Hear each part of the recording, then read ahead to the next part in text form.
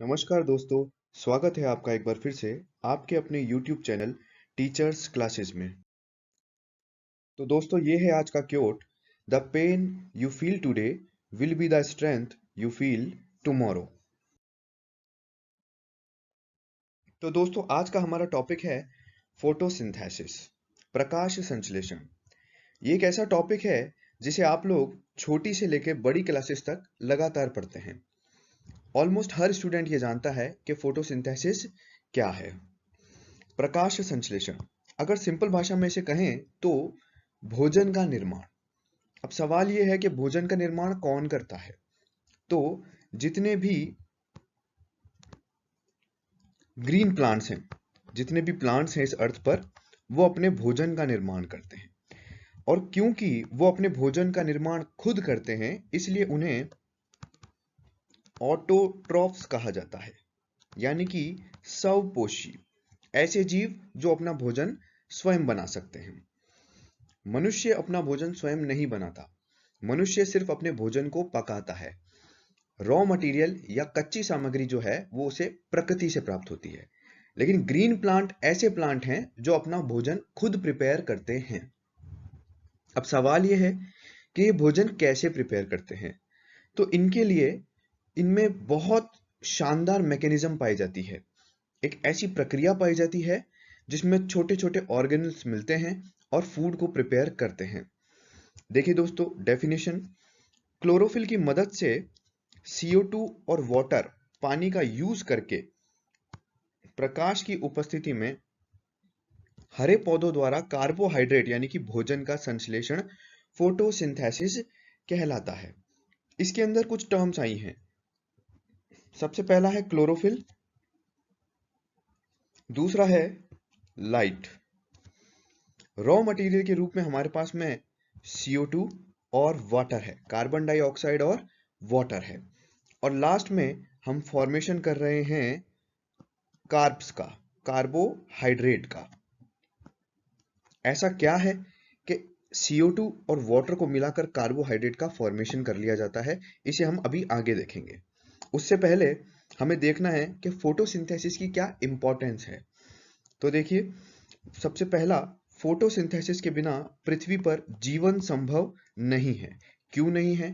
क्योंकि green plants अपना food prepare करते हैं और ऐसे जितने भी ऑर्गेनिज्म जो अपना फूड प्लांट से लेते हैं वो उन पर कंप्लीटली डिपेंड करते हैं। जैसे कि हम मनुष्य, जैसे कि दूसरे जानवर, गाय, भैंस, बकरी, हिरण, ये जितने भी शाकाहारी जीव हैं, ये ग्रीन प्लांट्स पर डिपेंड करते हैं।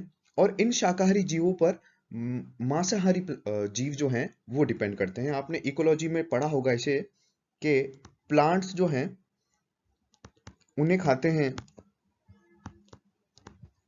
हर्बीवोर्स, यानी कि शाकाहारी जीव, और उन्हें खाते हैं कार्निवोर्स, यानी कि मांसाहारी जीव। तो अगर फोटोसिंथेसिस नहीं हो तो प्लांट्स अपना भोजन नहीं बना पाएंगे। ऐसी कंडीशन में शाकाहारी जीव मर जाएंगे और उनके मरने से कार्निवोर्स यानी कि मांसाहारी जीव भी मर जाएंगे। इसकी दूसरी इंपॉर्टेंस है कि इसमें सोलर एनर्जी को केमिकल एनर्जी में कन्वर्ट किया जाता है और फिर इस केमिकल एनर्जी को डिफरेंट एक्टिविटीज के लिए यूज में लिया जाता है। प्लांट फोटोसिंथेसिस करता है। फोटोसिंथेसिस में वो लाइट को एब्जॉर्ब करता है। इस लाइट को एब्जॉर्ब करके वो कार्बोहाइड्रेट का फॉर्मेशन करता है CO2 और वाटर की हेल्प से। इस कार्बोहाइड्रेट को या तो प्लांट यूज में लेगा या फिर इस प्लांट को कोई दूसरा ऑर्गेनिज्म यूज में लेगा। तो ये जो लाइट एनर्जी थी, सोलर एनर्जी थी, इसे केमिकल एनर्जी में कन्वर्ट किया गया ताकि दूसरे जीव जो है इसका यूज कर सके। यहां पर आप फोटोसिंथेसिस का एक सिंपल डायग्राम देख रहे हैं जिसमें सन से लाइट आ रही है। इस लाइट को लीव्स के द्वारा एब्जॉर्ब किया जा रहा है और कार्बन डाइऑक्साइड को लेकर के ऑक्सीजन को बाहर निकाला जा रहा है। इसी कंडीशन में रूट्स जो हैं प्लांट की, वो वाटर को भी एब्जॉर्ब कर रही हैं। तो देखिए दोस्तों, एक और इम्पॉर्टेंट फैक्टर जो है यहाँ पर जुड़ता है वो ये है कि CO2 का यूज कौन करते हैं? प्लांट्स करते हैं। ऐसी कंडीशन में हमारा जो एटमॉस्फेयर है इसके अंदर CO2 का बैलेंस बना रहता है एक, जो कि बहुत ज्यादा जरूरी है, क्योंकि CO2 एक ऐसी गैस है जो ज्यादा अगर मात्रा में बढ़ती जाएगी तो हमारा जो अर्थ है उसका टेम्परेचर भी इंक्रीज होता जाएगा, जिसे आप ग्रीन हाउस इफेक्ट के नाम से जानते हैं। तो इस इफेक्ट को कम करने में हमारे जो प्लांट्स हैं वो बहुत ज्यादा हेल्प करते हैं। हमारी नेचर ने इस एटमॉस्फेयर को इस तरह से बनाया है कि हर एक ऑर्गेनिज्म दूसरे ऑर्गेनिज्म से कनेक्टेड है। बिना किसी ऑर्गेनिज्म के दूसरे ऑर्गेनिज्म का रह पाना बहुत ज्यादा मुश्किल है। तो जो फोटोसिंथेसिस है वो एक ऐसा प्रोसेस है जिसके बिना हमारे अर्थ पर लाइफ पॉसिबल नहीं होगी। अब देखिए दोस्तों, production of food material. Green plants जो हैं वो डिफरेंट फूड मटेरियल जैसे कार्बोहाइड्रेट, प्रोटीन और फैट का सिंथेसिस करते हैं फोटोसिंथेसिस के द्वारा। और जैसा कि अभी हमने बात की थी कि जितने भी लिविंग ऑर्गेनिजम्स हैं, लिविंग ऑर्गेनिजम्स में ऐसे ऑर्गेनिजम्स जो हेटेरोट्रॉप्स हैं, ऑटोट्रॉप्स नहीं, हेटेरोट्रॉप्स, यानी कि ऐसे जीव जो अपना भोजन स्वयं नहीं बनाते हैं बल्कि उसके लिए ऑटोट्रॉप्स पे, स्वपोषी जीवों पर निर्भर करते हैं। तो ये अपने न्यूट्रिशन के लिए किन पे डिपेंड करते हैं? प्लांट्स के ऊपर डिपेंड करते हैं। दूसरा पॉइंट जो हमने बात की थी वो है atmospheric control and air purification. Green plants जो हैं वो एक्स्ट्रा CO2 का यूज कर लेते हैं। इससे एटमॉस्फेयर में CO2 का एक बैलेंस जो कि 0.03% है वो बना रहता है। अब अगर हम फोटोसिंथेसिस के हिस्टोरिकल एस्पेक्ट के बारे में बात करें तो सबसे पहले अरस्तु और थियोफ्रेस्टस, इनका मानना था कि प्लांट्स को अपना सारा न्यूट्रिशन मिट्टी या फिर मानव ह्यूमस या फिर जानवरों के मलबे से प्राप्त होता है। सबसे पहले इन्होंने ही बताया था कि प्लांट्स जो हैं वो अपना जितना भी न्यूट्रिशन है वो मिट्टी और उसके अंदर जितना भी कार्बनिक पदार्थ उपस्थित है उससे प्राप्त करते हैं। इसके बाद में स्टीफन हेल्स, जिन्हें फादर ऑफ प्लांट फिजियोलॉजी भी कहा जाता है, याद रखिएगा दोस्तों इस बात को, इन्होंने बताया कि प्लांट्स के न्यूट्रिशन के लिए हवा और लाइट दो इंपॉर्टेंट फैक्टर हैं। एक साइंटिस्ट थे जिनका नाम था जोसेफ प्रिस्ले। इन्होंने बताया कि पुदीने के पौधे में जो मिंट प्लांट होता है इसके कांटेक्ट में अशुद्ध हवा भी शुद्ध हो जाती है। यानी कि इन्हें इस बात का पता चला था कि ये जो प्लांट है कहीं ना कहीं एयर प्यूरिफिकेशन का काम करता है। 1779 में इंजन हाउस ने बताया कि प्लांट्स प्रकाश की उपस्थिति में ही लाइट को शुद्ध करते हैं। यानी कि यहां पर एक और बात क्लियर हो गई कि प्लांट एयर जो है उसे प्यूरिफाई करते हैं, लेकिन ये प्रोसेस केवल लाइट की प्रेजेंस में होता है। इंजन हाउस का मानना था कि प्लांट्स कार्बनिक एसिड को अवशोषित करते हैं और इसे प्रकाश की उपस्थिति में कार्बनिक पदार्थ और ऑक्सीजन में कन्वर्ट करते हैं। Photosynthesis is a chemical process. प्रकाश संश्लेषण एक रासायनिक प्रक्रिया है। फोटोसिंथेसिस को अब हम PS लिखेंगे, तो यहां पर आप लोग कंफ्यूज मत होइएगा। फोटोसिंथेसिस एक केमिकल ऑक्सीडेशन रिडक्शन प्रोसेस है जिसमें पानी के अणुओं को ऑक्सीजन बनाने के लिए ऑक्सीकृत किया जाता है और कार्बन डाइऑक्साइड का अपचयन किया जाता है कार्बोहाइड्रेट बनाने के लिए। ध्यान रखिएगा दोस्तों, यहाँ पे दो बात हमने की है। सबसे पहली बात तो यह है कि वाटर मॉलिक्यूल्स जो है वो टूटते हैं ताकि ऑक्सीजन जो है रिलीज हो सके। दूसरी बात यह है कि कार्बन डाइऑक्साइड का रिडक्शन किया जाता है कार्बोहाइड्रेट का फॉर्मेशन करने के लिए। मेनली फोटोसिंथेसिस जो है उसे दो स्टेप्स में स्टडी किया जाता है, या फिर अगर हम ये कहें कि प्रकाश संश्लेषण की प्रक्रिया दो चरणों में पूर्ण होती है। देखते हैं वो दो स्टेप्स कौन कौन से हैं। अब देखिए दोस्तों, यहाँ पे दो स्टेप्स आ रहे हैं। फर्स्ट स्टेप है लाइट डिपेंडेंट और दूसरा है लाइट इंडिपेंडेंट, यानी कि प्रकाश पर निर्भर और प्रकाश से स्वतंत्र। फोटोसिंथेसिस में दो स्टेप्स इंक्लूड किए गए हैं। जो फर्स्ट स्टेप होता है, इसे चलाने के लिए लाइट की आवश्यकता होती है, लाइट नेसेसरी होती है। इसे प्रकाश रासायनिक प्रतिक्रिया यानी कि रिएक्शन या हिल रिएक्शन भी कहते हैं। जो दूसरा फेज है उसे लाइट इंडिपेंडेंट फेज कहते हैं। इसमें लाइट की आवश्यकता नहीं होती है। इसे डार्क रिएक्शन कहते हैं या ब्लैकमैन रिएक्शन भी कहते हैं।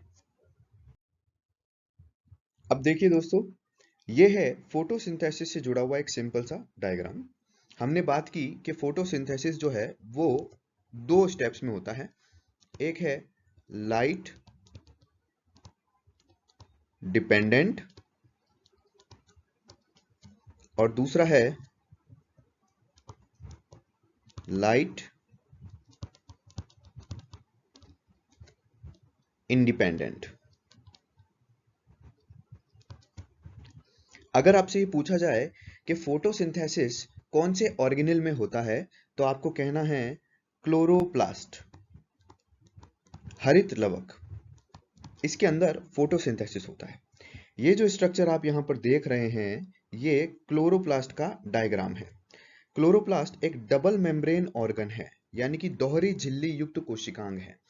सेल के अंदर बहुत सारे ऑर्गेनेल्स पाए जाते हैं, जिनमें से कुछ ऑर्गेनेल्स डबल मेम्ब्रेन होते हैं, कुछ सिंगल मेम्ब्रेन होते हैं और कुछ ऑर्गेनेल्स ए मेम्ब्रेनस होते हैं, यानी कि उनमें कोई भी मेम्ब्रेन नहीं पाई जाती है। जो क्लोरोप्लास्ट और माइटोकॉन्ड्रिया हैं, ये डबल मेम्ब्रेन ऑर्गेनेल्स में आते हैं। अब ये जो क्लोरोप्लास्ट है, इसी के अंदर दोनों स्टेप्स हमारे होते हैं फोटोसिंथेसिस के, लाइट डिपेंडेंट और लाइट इंडिपेंडेंट। सबसे पहले लाइट डिपेंडेंट फेज शुरू होता है। जैसे ही सनलाइट लीव्स के ऊपर पड़ती है, ग्रीन प्लांट की जो लीव्स होती हैं उनके ऊपर पड़ती हैं, तो जो ग्रीन प्लांट की लीफ होती है उसके अंदर सेल्स प्रेजेंट होती हैं। इन सेल्स को हम कहते हैं मीजोफिल सेल, पर्ण मध्योतक कोशिकाएं। इन सेल्स के अंदर क्लोरोप्लास्ट प्रेजेंट होते हैं। तो जब सनलाइट इन मीजोफिल सेल्स के अंदर आती हैं, तो लाइट रिएक्शन शुरू हो जाती है। लाइट रिएक्शन के अंदर photosystem second, electron transport chain, photosystem first, ये सब प्रेजेंट होते हैं। अब लाइट रिएक्शन का एक ही काम है और वो है एटीपी और NADPH का फॉर्मेशन करना। यानी कि सबसे पहले फोटोसिंथेसिस के लिए एनर्जी का प्रोडक्शन किया जाता है। भाई आप खाना बनाएंगे, उससे पहले आपको एनर्जी चाहिए। एनर्जी यानी कि गैस, वो जो गैस का सिलेंडर है वो एक एनर्जी है जिसको आप यूज करके खाना पका रहे हैं अपना।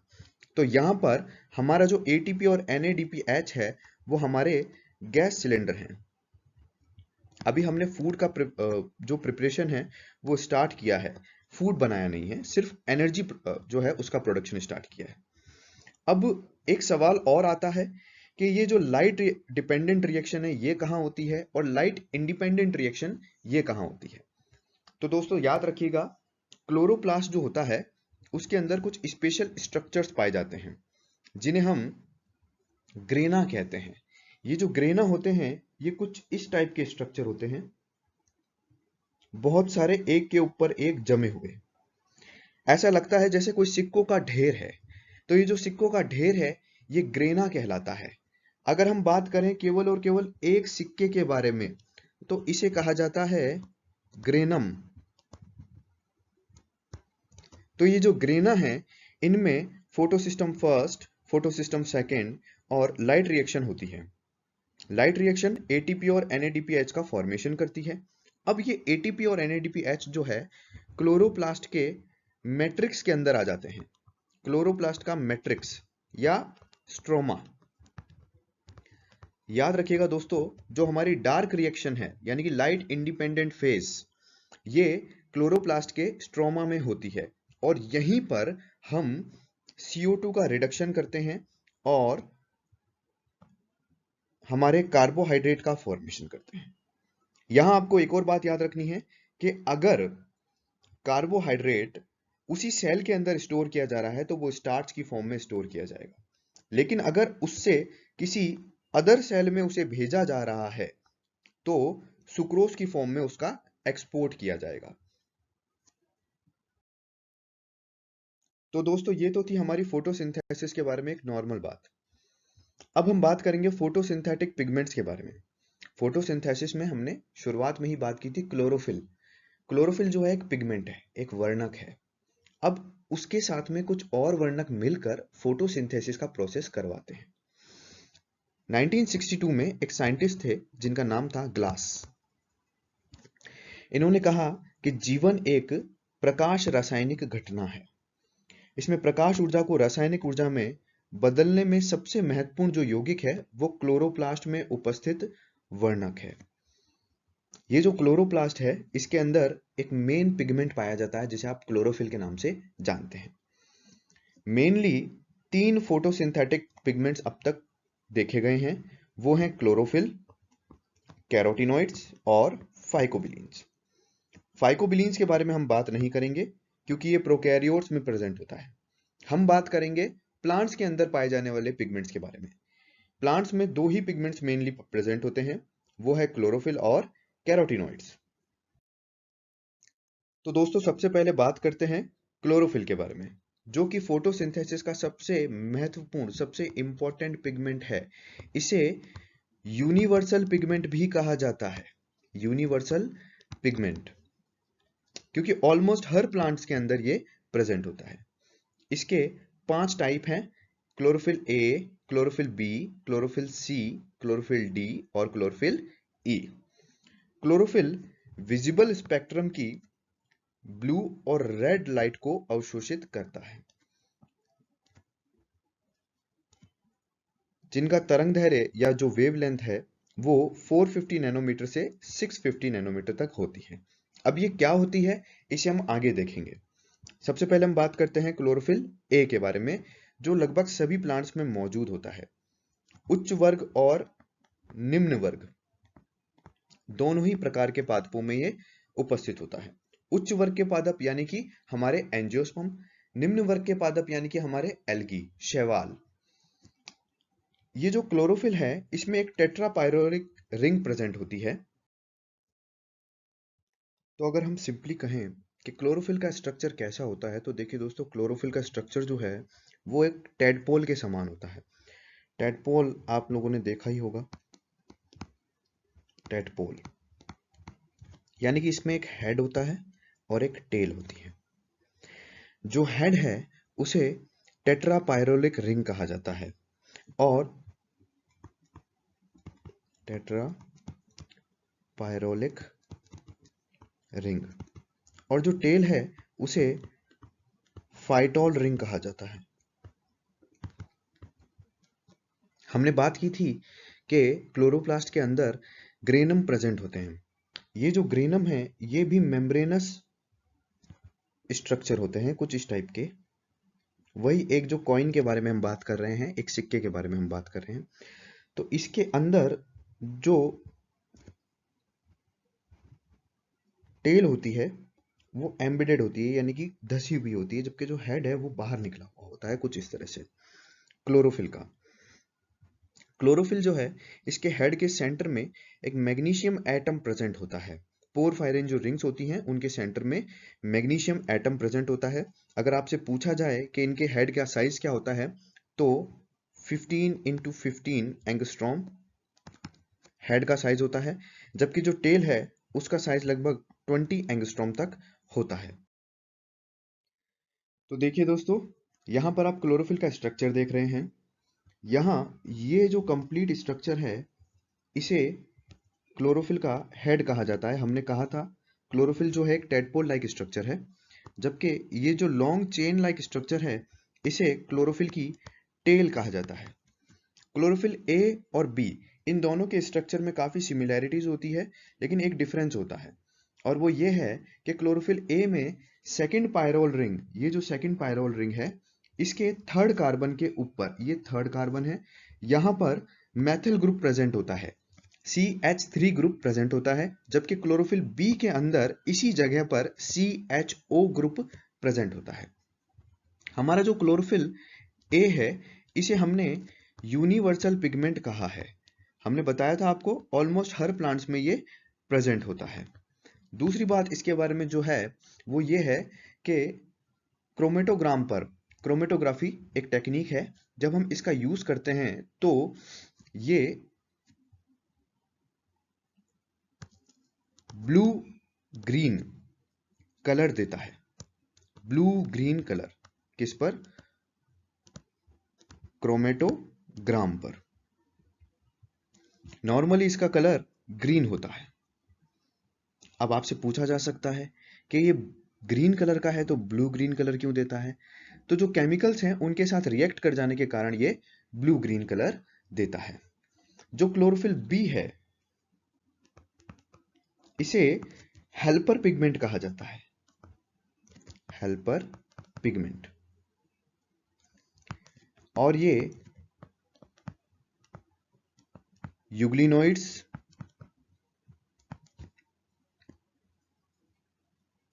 ग्रीन एल्गी और सभी हायर प्लांट यानी कि उच्च पादपों के अंदर उपस्थित होता है।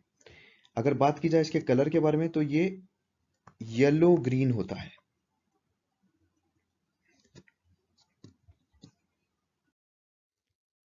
तो दोस्तों ये है हमारा क्लोरोफिल बी, जिसे हमने हेल्पर पिगमेंट कहा है। हमने कहा ये यूग्लिनोइड्स में प्रेजेंट होता है, ग्रीन एल्गी में प्रेजेंट होता है और हायर प्लांट्स में प्रेजेंट होता है। क्रोमेटोग्राम में ये पीला हरा येलो ग्रीन कलर देता है। इसकी सेकंड पायरोल रिंग में CHO ग्रुप उपस्थित होता है। क्लोरोफिल बी कुल क्लोरोफिल का लगभग 1/4 पार्ट होता है। 1/4 पार्ट, एक चौथाई पार्ट जिसे आप कहते हैं वो होता है।